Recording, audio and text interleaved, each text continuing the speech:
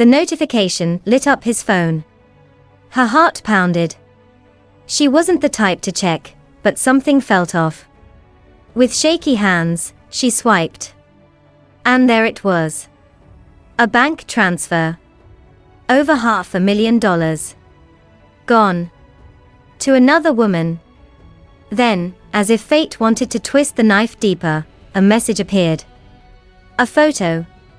Maldives. Sun-kissed skin. His name in the caption. Her world didn't just crack, it shattered. She had given up everything for him. Now, she was going to take it all back. Don't look away. This is just the beginning. The moment she saw the bank transfer, something inside her snapped. $500,000. Gone. Just like that. Her hands trembled as she scrolled through the transaction details. The name attached to the transfer was unfamiliar, but the reality of what it meant settled in her stomach like lead. Knox had been hiding something, no, everything. But she wasn't ready to fall apart. Not yet. Taking a deep breath, she forced herself to think. To piece together the past year, to rewind every late night, every business trip, every excuse that had once seemed reasonable but now reeked of deception. Knox Wilder. Her husband. The man she had loved, trusted, and built a life with. To the world, he was the perfect husband. A successful financial investor, charming and confident, with a smile that could make anyone believe in him. He was a devoted father, or at least, that's what she had believed. But lately, cracks had started to form in their picture-perfect marriage. He worked late more often. His phone was always locked, always face down. There were unexplained expenses, vague justifications, and the quiet distance between them that she had tried so hard to ignore. She had given up everything for this life. 6 years ago, she had walked away from law school, convinced that raising their daughter, Noah, was more important than any courtroom victory. Knox had promised her security, stability, a partnership. And she had believed him. Until now. A small voice pulled her from her thoughts. "Mommy." Ivy turned to see Noah standing in the doorway, her big brown eyes filled with sleepy confusion. She clutched her stuffed rabbit to her chest, her little feet shuffling across the hardwood floor. "What is it, baby?" Ivy asked, softening her voice despite the storm raging inside her. Noah hesitated, then tilted her head. "Why does Daddy have 2 houses?" Ivy froze. The room seemed to shrink around her, the walls closing in. Her breath caught in her throat, and for a moment, she couldn't move. 2 houses, she echoed, forcing a smile that felt foreign on her lips. Noah nodded, rubbing her tired eyes. "Yeah. I heard him on the phone. He said something about our other place. But we don't have another place, right?" Ivy's fingers tightened around the phone in her hand. She wanted to tell her daughter it was a mistake. That Daddy was just confused, or joking, or talking about a vacation home she didn't know about. But deep down, she already knew the truth. This wasn't a mistake. It was the beginning of something much, much worse. And she wasn't sure she was ready for what she was about to uncover. But ready or not, the truth was coming. Ivy couldn't sleep. Her mind raced, replaying Noah's words over and over. Why does Daddy have 2 houses? She needed answers. Slipping out of bed, she grabbed her laptop and logged into their joint bank account. Her fingers trembled as she navigated through the transactions, her pulse pounding in her ears. And then she saw it. $550,000. Gone. Transferred in chunks over the past 6 months, each transaction leading to the same account. She clicked on the details, her breath catching in her throat. The recipient's name flashed on the screen. Sabrina Hayes. Her stomach dropped.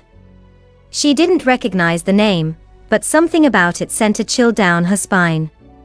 Who the hell was this woman? And why was Knox sending her that kind of money? She barely heard the front door open. Knox walked in, tossing his keys onto the counter. His tie was loose, his sleeves rolled up, the scent of expensive cologne clinging to him. He looked up and froze when he saw her sitting at the kitchen table, laptop open, eyes burning with accusation. "You're home late," she said coldly. Knox sighed, running a hand through his hair. "I told you. I had a client dinner." Ivy's fingers curled into fists. "Was it business?" she asked, tilting the screen toward him. "Or were you too busy wiring $500,000 to Sabrina Hayes?" His expression barely flickered. But in that split second, she saw it, the crack in his carefully crafted facade. "Ivy, don't start." His voice was sharp, edged with warning.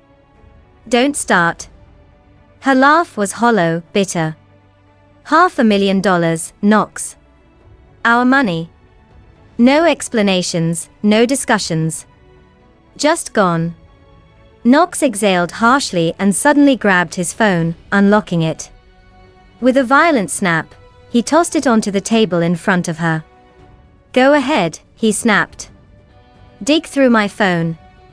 Track my emails. Stalk my bank accounts. Since you clearly don't trust me, why not make it official?" Ivy didn't move. "This isn't about trust," she said, voice low. "This is about betrayal." His jaw tightened. "You always have to control everything, don't you?" he spat. "I work my ass off to give you this life, and this is what I get. A wife who treats me like a goddamn criminal." "A criminal," she repeated, her voice rising. "Maybe that's what you are, Knox." The moment the words left her mouth, she knew she had struck a nerve. His nostrils flared, and for a moment, she thought he might actually lunge at her. Instead, he let out a sharp, humorless laugh. "You know what?" He turned abruptly, heading for the bedroom. "I don't have to deal with this." Ivy followed him, her chest heaving. "Where are you going?" "Somewhere I don't have to be interrogated like a damn criminal." She stood frozen as he grabbed a suitcase from the closet, yanking open drawers, throwing clothes inside with reckless force. "You're leaving," she whispered. Knox didn't even look at her. "I think you need to calm down." "Calm down." The words hit her like a slap. He was stealing from their family. He was lying to her. And now, he had the audacity to make it seem like she was the problem. Her nails dug into her palms as she fought to steady her breathing. "Not now, Ivy. Not in front of him." Knox zipped up the suitcase and grabbed his wallet. As he passed her, he hesitated, his voice quieter now. "We'll talk when you're ready to act like a rational adult." And just like that, he walked out. The front door slammed shut, rattling the walls. For hours, Ivy sat in silence. Then, with shaking hands, she typed the name into Google. Sabrina Hayes. Within seconds, photos filled the screen. A woman in her mid-20s, stunning, all sun-kissed skin and effortless beauty. And there, in the center of it all, was the picture that made Ivy feel like she was suffocating. Knox. Smiling. Shirtless. Standing on the deck of a yacht, his arm wrapped around Sabrina's waist. The location tag read, Maldives. Her vision blurred with rage. Then her phone buzzed. A message from an unknown number. She clicked on it, and her stomach twisted as she read the words. "Thanks for funding our new life. Sabrina." Ivy's hands tightened around the phone, her body shaking. This wasn't just an affair. This wasn't just another woman. This was theft. This was deception. And Ivy Wilder was done being the fool. He took everything from her. Now, she was going to take it all back. Ivy had spent years believing in love, in family, in sacrifice. But now, love was a battlefield. And she wasn't going to lose. She stared at the message from Sabrina, bile rising in her throat. The smug audacity. The entitlement. The sheer, unapologetic cruelty of it. Knox thought he had won. He thought he could take everything, her trust, her money, her dignity, and walk away unscathed. He was wrong. The next morning, Ivy sat in her car, gripping the steering wheel so hard her knuckles turned white. She hesitated for only a second before hitting the call button. Natalie. There was a pause, then a familiar voice, sharp and alert. Zed? You okay? No, Ivy admitted. Knox is cheating. And he stole from me. A beat of silence. Then. That son of a bitch. Natalie Brooks had been through hell with her own divorce. Her ex-husband had tried to pull the same financial tricks, hiding assets, lying about accounts, acting like she was insane for questioning him. But Natalie had fought back, and she had won. Now, she was Ivy's lifeline. You need a lawyer, Natalie said firmly. A good one. I know just the guy. An hour later, Ivy sat across from Ethan Carter, a divorce attorney with a reputation for tearing men like Knox apart in court. He skimmed through the financial statements she had printed out, his sharp blue eyes narrowing. This is bad, he muttered, flipping through the documents. For him. Ivy exhaled, tension easing just slightly. So, what do we do? Ethan leaned back in his chair, tapping a pen against the desk. First, we hit him where it hurts. We freeze everything. Ivy didn't hesitate. That same afternoon, she filed for divorce. Ethan wasted no time drafting the paperwork, requesting an immediate freeze on all marital assets. If Knox thought he could keep moving money around, he was about to be very, very disappointed. We'll also bring in a forensic accountant, Ethan explained. Knox isn't just cheating. He's committing financial fraud. And I guarantee, we're going to find more. Within days, the investigator uncovered a shell company in Nevada, one that had received over $350,000 from Knox's accounts. The business was fake, nothing more than a front with Knox as the sole owner. Ivy stared at the report, anger simmering beneath her skin. He thought he was smart, she murmured. Ethan smirked. Yeah. But he underestimated you. Ivy had spent years being the dutiful wife, the supportive partner, the woman who let things slide. But that woman no longer existed. Knox had played his game. Now, it was her turn. And she was going to destroy him. Part 4, The Showdown. The message came at 5:42 p.m. Knox, we need to talk. I'll be home in an hour. Ivy stared at the screen, her grip tightening around the phone. She knew exactly what he was doing. This wasn't about talking. This was about taking. Knox had lost access to their accounts. The assets were frozen. His little escape fund was locked away, and now, he was desperate.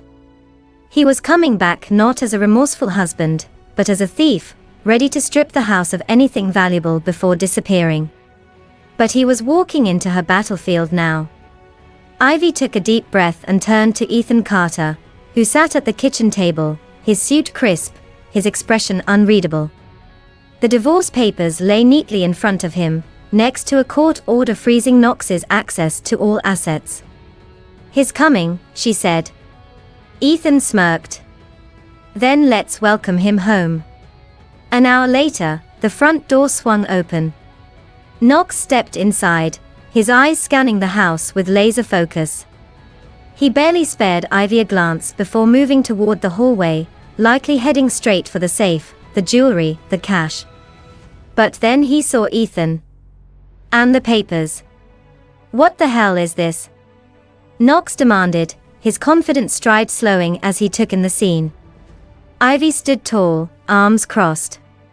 It's over, she said, her voice steady. Knox scoffed, stepping forward like he still had the upper hand. You think a couple of papers scare me? You can't just. Then Noah ran into the room. She didn't rush into his arms. She didn't shout, "Daddy," like she always had. Instead, she clung to Ivy's waist, her tiny hands fisting her mother's shirt. And when she looked up at Knox, there was something different in her eyes. Distance. Confusion. Maybe even fear. Are you leaving us? She asked softly. Knox flinched. For the first time since stepping inside, his bravado cracked. Noah, sweetheart, You have another house, she interrupted. Is that why you don't live here anymore? Silence. Knox looked at Ivy, fury and panic flickering behind his eyes. Ivy simply stared back. She's not stupid, Knox. Stop treating her like she is. Knox clenched his jaw, turning back to the papers. He swiped them off the table in a burst of anger, sending them fluttering to the floor. This is bullshit, he snapped. You're trying to turn my daughter against me. You froze my accounts, my assets. What the hell is wrong with you, Ivy?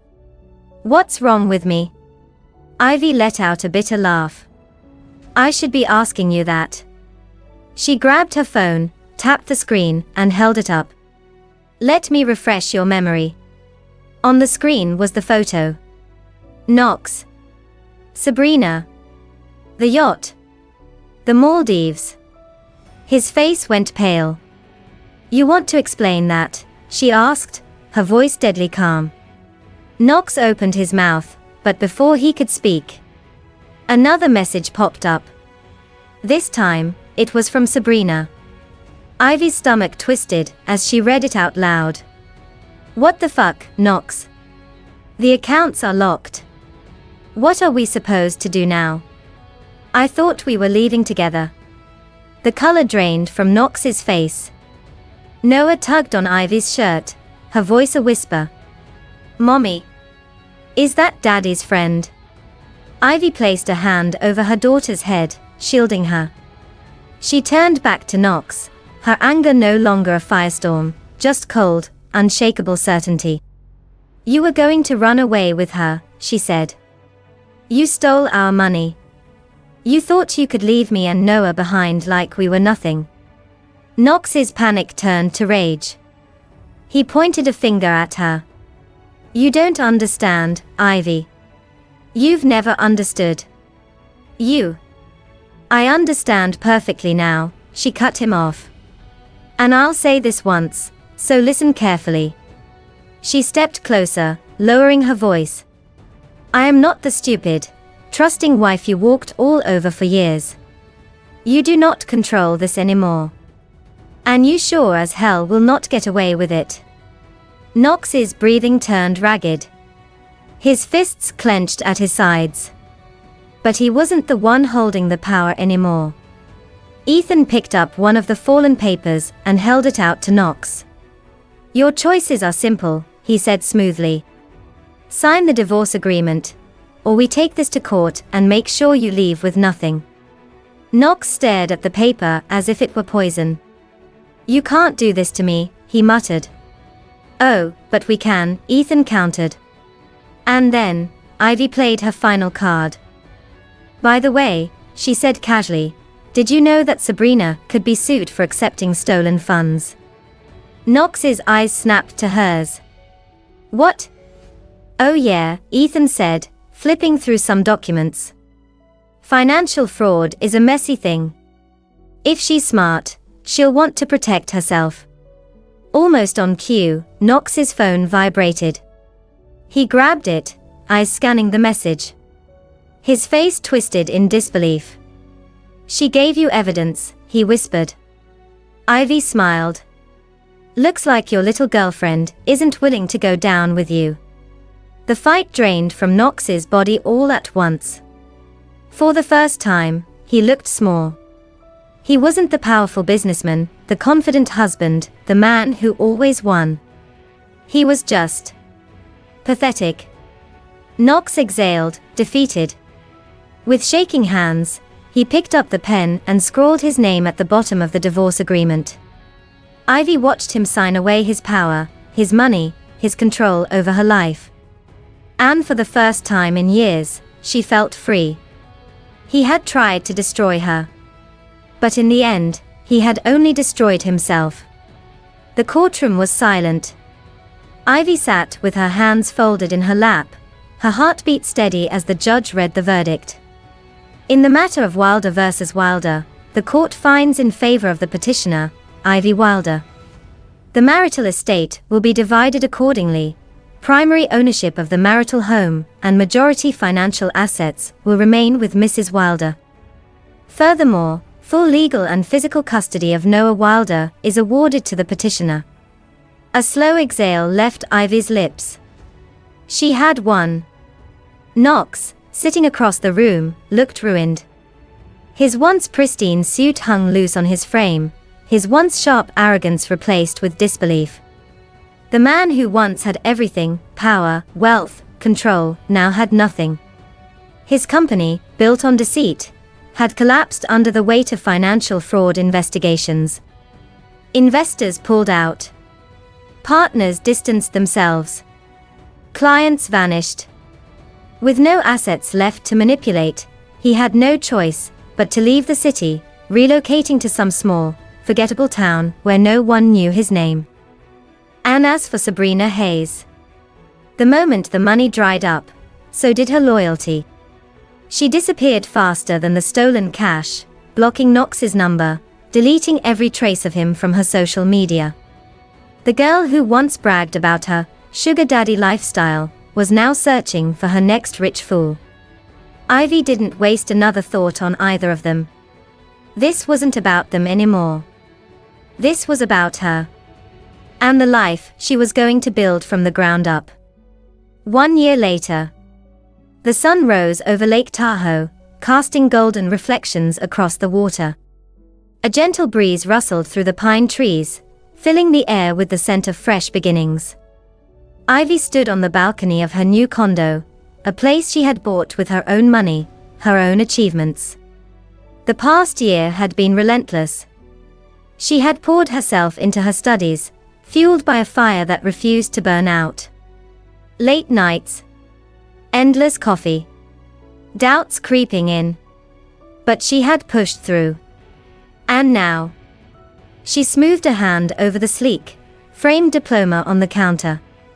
Ivy Wilder, J.D. She was officially a lawyer. She had walked away from her past, not as a victim, but as a woman who had taken back her power.